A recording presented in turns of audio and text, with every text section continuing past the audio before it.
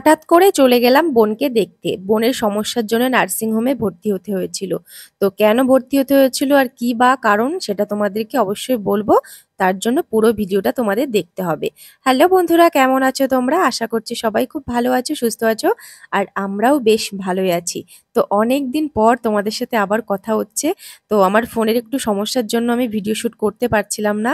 তো অনেকদিন পর আবার তোমাদের সাথে কথা হচ্ছে। তো খুবই ভালো লাগছে।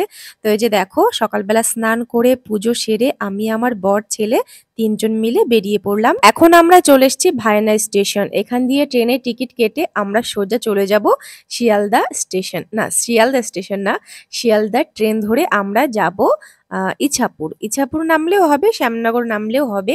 তো আমরা ইছাপুরই নামবো। তো এই যে দেখো, দেখতে দেখতে আমাদের ট্রেনটাও চলে এসছে। আসলে আমরা বাড়ি থেকে ট্রেনের টাইমটা দেখে এসেছিলাম, যার জন্য আমাদের আর বেশিক্ষণ ওয়েট করা লাগেনি। তো ট্রেনে যাওয়ার নাম শুনলে তো আমার বাবু খুব খুশি হয়ে যায়। তো খুশিও আছি, তার সাথে প্রচুর টেনশনেও আছি। কি হবে কি হবে করে, আসলে তোমরা তো শুনলে যে আমার বোন নার্সিং হোমে ভর্তি আছে, তো ওই জন্য একটু টেনশনে আছি। আমার বোন সকালের দিকে নার্সিং হোমে ভর্তি হয়েছে আর আমরা যাচ্ছি একটু লেট করে। কারণ অত সকালে তো যাওয়া সম্ভব না, বাড়িতে স্নান করা, তারপরে ছেলেকে খাওয়ানো, বাড়ির পুজো করা, অনেক কিছু গোছাতে গোছাতে তারপর আমরা বেরিয়েছি। তো এই যে দেখো, আমরা ট্রেন থেকে নেমেও পড়েছি। আমরা এখন নেমেছি ইছাপুর স্টেশন।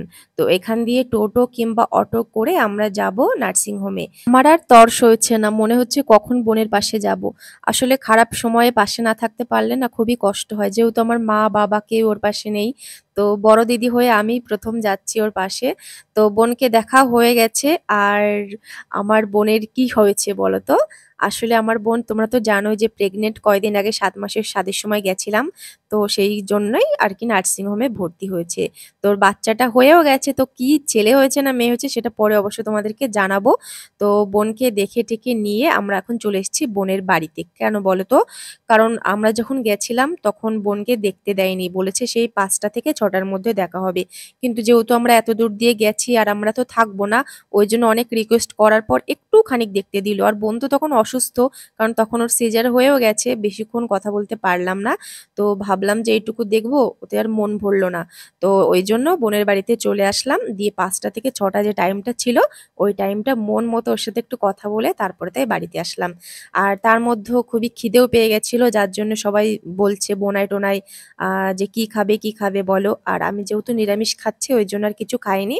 তো একটা দোকান দিয়ে মটন বিরিয়ানি নিল, দিয়ে সেটা আমার বাবু আর আমার হাজবেন্ড মিলে বোনের বাড়িতে গিয়ে খেলাম।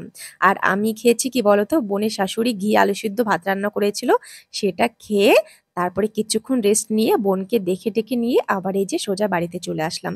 আর বাড়ির পাশে একটা ঠাকুমার বাড়িতে কালী পুজোর হয়েছিল। তো সেই প্রসাদ নিয়ে এসেছি, আমার শাশুড়ি আর আমার বাবু গেছিল।